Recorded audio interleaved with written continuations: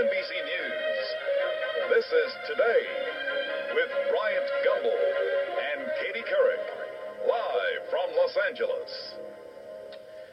And good morning. Welcome to Today on this Tuesday morning, an historic Tuesday morning. In some cases, welcome back to more of Today. We've already done 2 hours of the program, but we've still got another 3 hours to go on what is going to wind up being a very eventful day. That's right. You said it took less than 4 hours for the jury to decide, and about 4 hours exactly we're going to hear what that verdict is, and I think it's safe to say, Bryant, the whole country is on pins and needles. Right. They, as you know, Katie, they turned the verdict over to Judge Ito yesterday afternoon at about 3 o'clock, and Judge Ito announced to everyone that he would read the verdict in open court today at 10. We've been speculating on what we might hear. In this half hour, we're going to hear from former L.A. District Attorney Ira Reiner, who says this quick verdict by the Simpson jury is a terrible thing for our judicial system. Katie? We'll also be hearing from two of Nicole Brown Simpson's very close friends, Steve and Candace Garvey. They're both hoping for a guilty verdict today, and they're both very concerned about the children. All right, Katie. In just a few hours, O.J. Simpson will learn his fate when the jury's verdict is unsealed and read in open court. NBC's chief legal correspondent,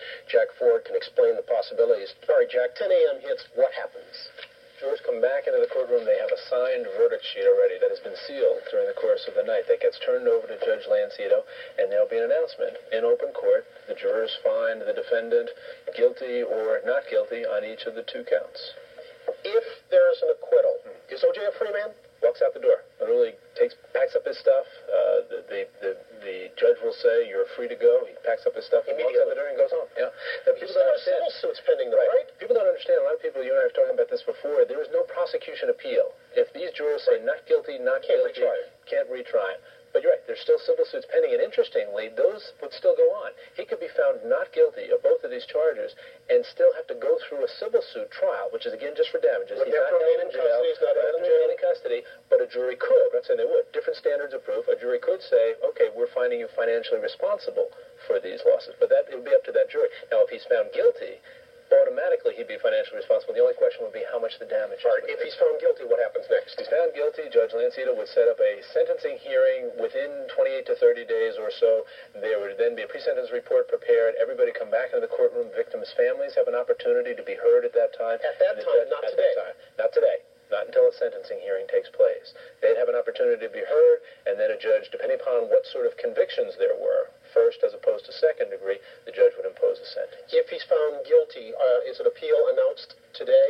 Well, usually the appeal is not filed until the sentencing is done. In California, obviously, it's automatic. Absolutely, and even if it wasn't a case like this, there's going to be an appeal. But what happens is it's not final until the sentence is imposed, and then the appeal is usually filed very shortly after that. So there's not going to be an awful lot of procedure to 10 o'clock straight up. It's going to come down. It's not going to take very long. There's an announcement in the courtroom, and basically that's it for the day. Wow. All right, Jack. Thanks very much. Okay, Brian. Let's go to the news desk in New York. Here's Matt Lauer. Matt, good morning. Brian, good morning to you. Thank you very much, and good morning, everyone.